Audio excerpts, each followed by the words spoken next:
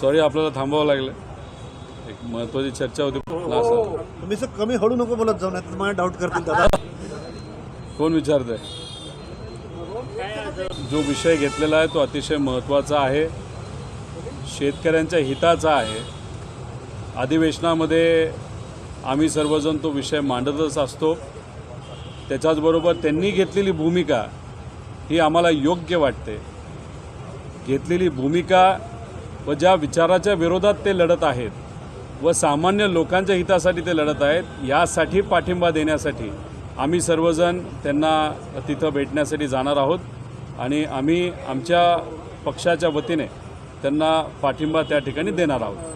दादा, जयंत पाटील साहेबांनी जबाबदारी मुक्त करावाचा विनंती केली आहे प्रदेशाच्या, ती जबाबदारी तुम्ही स्वीकारणार का? नाही, एक तर आपण समजून घ्या की जयंत पाटील साहेब बोलत असताना जेव्हा एखादा घरगुती कार्यक्रम असतो त्या कार्यक्रमाला आपल्या घरची लोक म्हणजे पदाधिकारी कार्यकर्ते तिथे आले असताना आणि पवारसाहेब स्वतः तिथं उपस्थित असताना कधीकधी आपण भावनिक होतो आणि जयंत पाटील साहेब हे त्या दिवशी भावनिक झालेले आपल्या सगळ्यांना बघायला मिळाले.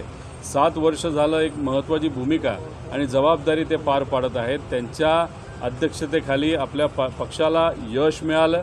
कधीकधी अपयश असतं, पण अपयश हे फक्त एका व्यक्तीमुळे असतं असं नाही, बऱ्याच काही गोष्टी त्याला जबाबदार असतात. त्यामुळे त्यांनी तिथं वक्तव्य केलं असलं तरी त्यांनी काय त्यांचा राजीनामा पवारसाहेबांना तिथं दिलेला नाही. ते भावनिक झाले आणि भावनिकच्या भरात ते बोलले असं आपल्याला म्हणावं लागेल. शेवटी निर्णय जयंत पाटील साहेब, पवारसाहेब, सुप्रियाताई देशमुख साहेब, तसंच आव्हाड साहेब, हे सर्व मोठे टोपे साहेब, सर्व नेते बसून पार्टीचं भवितव्य कसं असावं, कशा पद्धतीने पार्टीची संघटना असावी या बाबतीत ते योग्य असा निर्णय देतील असं आम्हा सगळ्यांना वाटतं. पण त्याच्यामध्ये ते जास्त सक्रिय झालेले दिसत आहेत जयंत पाटील, तर ती एक भूल होती का हा एक प्रश्न आहे. आणि आपल्याला जर जबाबदारी मिळाली तर आपण तयार आहात?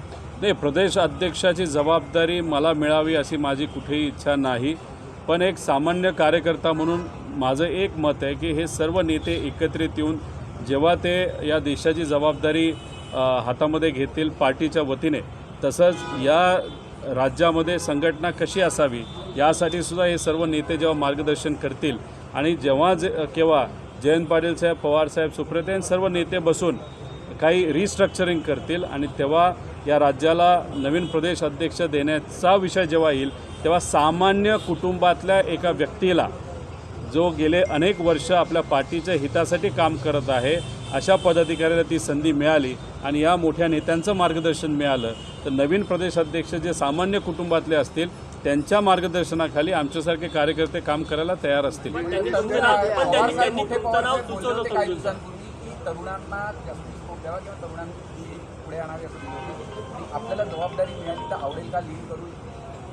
नाही, हे बघा, आता इथंच तुम्ही बघितलं तर आम्ही सर्वजण युवा आहोत आणि याच्यात आम्हाला काय पाहिजे तर आक्रमकता पाहिजे. आम्हाला पार्टीच्या हितासाठी आम्हाला लढायचं आहे. विचार आम्ही सर्वजण जपत आहोत म्हणून तर आज आदरणीय पवारसाहेबांबरोबर आम्ही आहोत. म्हणजे आमचं मत आहे की विचार तोच, फक्त स्टाईल नवी, अशा पद्धतीने आपल्याला काम करावं लागेल.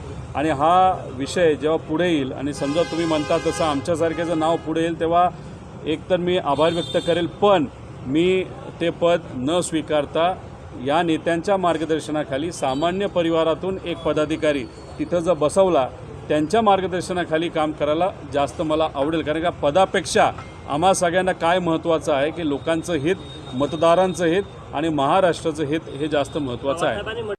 मी तुम्हाला हेच सांगतो आहे, सुरुवातीपासून गेले अनेक वर्ष आम्ही काम करत असताना आमचं मत एवढंच आहे. मी जिल्हा परिषद सदस्य होतो तेव्हा सत्ता ही राष्ट्रवादीची पुण्यामध्ये होती, तेव्हा मी पद कुठलं घेतलं नाही.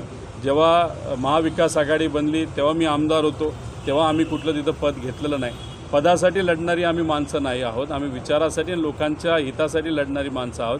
त्यामुळे पवारसाहेबांनी असा एखादा प्रस्ताव पुढे आणला जे कदाचित पवारसाहेब आणणार नाहीत, कारण का पवारसाहेबांना सुद्धा माहिती आहे की माझ्या मनामध्ये काय, लोकांच्या मनामध्ये काय. एक सामान्य परिवारातून एक निष्ठावंत पदाधिकाऱ्याला ती संधी द्यावी अशी पुनश्च एकदा मी त्यांना त्यावेळेस विनंती जयंत पाटील साहेबांना, ताईंना आणि सर्व नेत्यांना करेल. राज ठाकरे आणि देवेंद्र फडणवीस यांची भेट होण्याची शक्यता आहे. दोघेही नेते एका हॉटेलमध्ये पोहोचलेले आहेत. बघा, राज ठाकरे साहेबांना मी विनंती एक नागरिक म्हणून करेल गेल्या काही दिवसामध्ये राज ठाकरे साहेब आणि उद्धव ठाकरे साहेब एकत्र येतील अशी चर्चा होती. आता त्यांच्या परिवारामध्ये आपण जर बघितलं तर दुर्दैवाने मोठ्या प्रमाणात कटुता होते. राजकारण आपण बाजूला ठेवू, ती कटुता परिवाराच्या लेवलला संपेल अशी आमच्या सगळ्यांची नागरिक म्हणून अपेक्षा होती.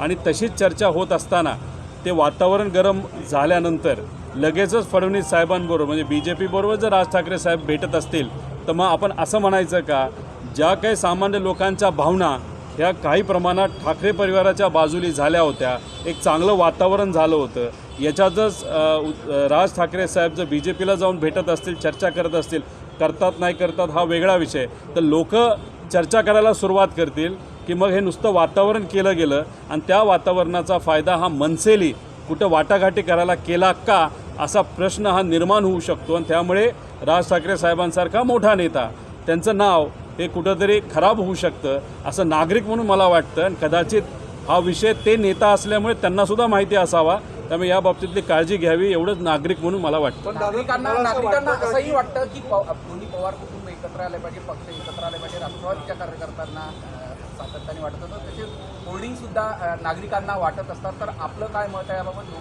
एकत्र यावं नाही? हे बघा, पवार परिवाराच्या बाबतीत बोलायचं झालं तर जसं ठाकरे परिवारामध्ये एक कटुता होती, परिवार लेवलला आमच्यात तशी कटुता नाही.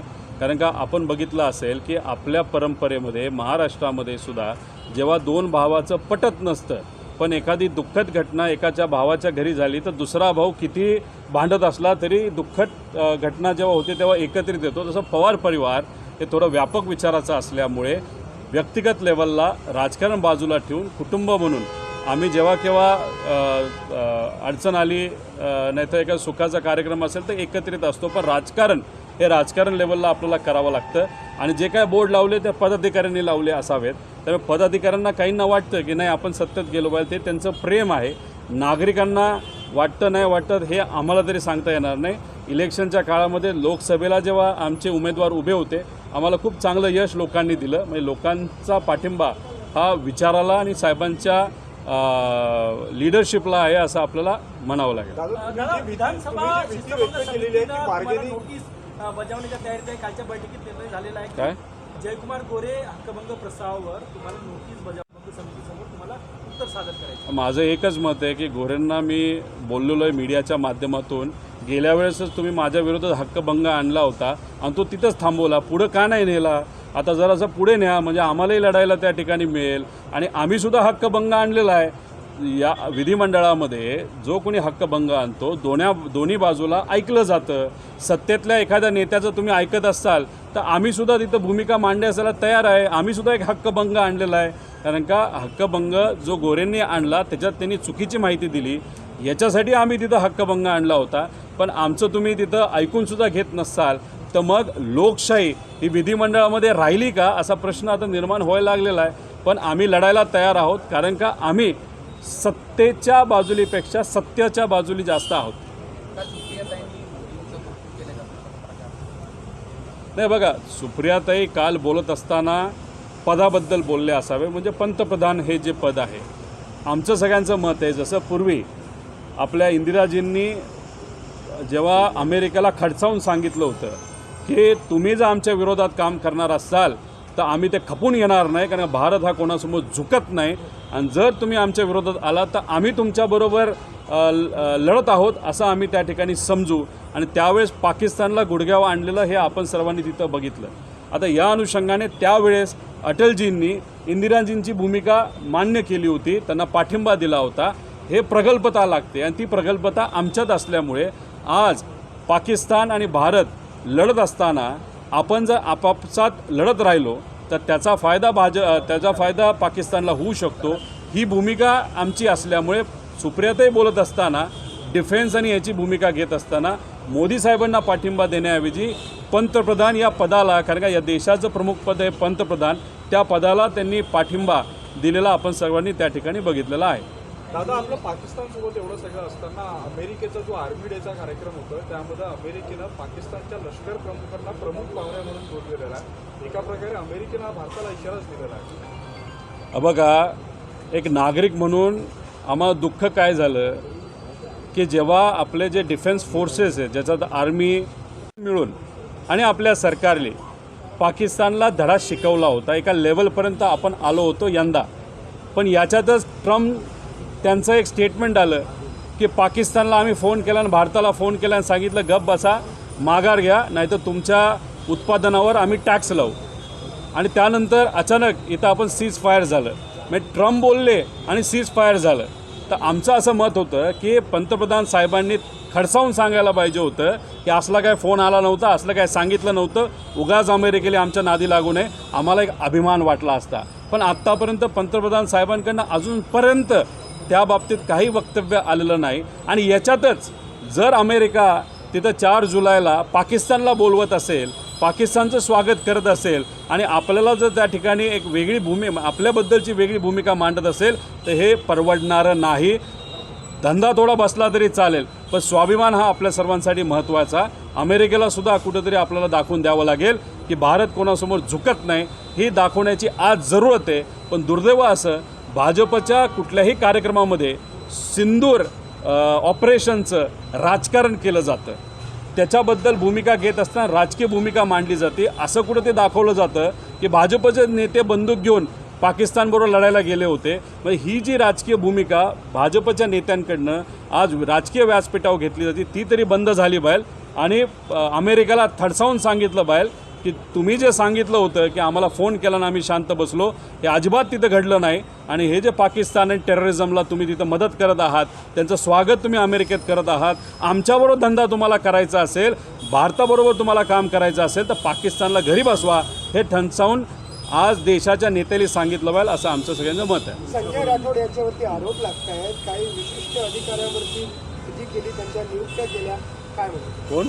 संजय राठोड. हे बघा, संजय राठोड साहेब घ्या, शिरसाट साहेब घ्या, अजून बरेच असे नेते आहेत, भाजपमधले पण नेते आहेत. फक्त एकाच व्यक्तीचा विषय कशाला घेता, असे अनेक तुम्हाला लाईन लागेल की हे सर्व नेते भ्रष्टाचार तिथं करत आहेत. बदलीच्या बाबतीत भ्रष्टाचार करत आहेत आणि कामाच्या बाबतीत भ्रष्टाचार करत आहेत. देवेंद्र फडणवीस साहेब 3 दिवसापूर्वी काय बोलले होते की या सरकारमध्ये जो कोणी भ्रष्टाचार करेल त्याच्यावर आम्ही बघून घेऊ. अहो, ज्यांच्या विरोधात भ्रष्टाचारांचे आरोप तुम्ही केले होते तेच आज तुमच्याबरोबर तिथं बसलेले आहेत. आणि आज सत्तेमध्ये सरकारमध्ये असे अनेक भ्रष्ट नेते आहेत की आज भ्रष्टाचार करत आहे, पण त्याबद्दल तुम्ही काहीच करत नाही. त्यामुळे ह्या सरकारमध्ये काय सुरू आहे ते एकमेकाची पाठ राखण करणं सुरू आहे, बाकी दुसरंही काय नाही. लोकांचं हित कुठेही मनामध्ये ठेवलं जात नाही.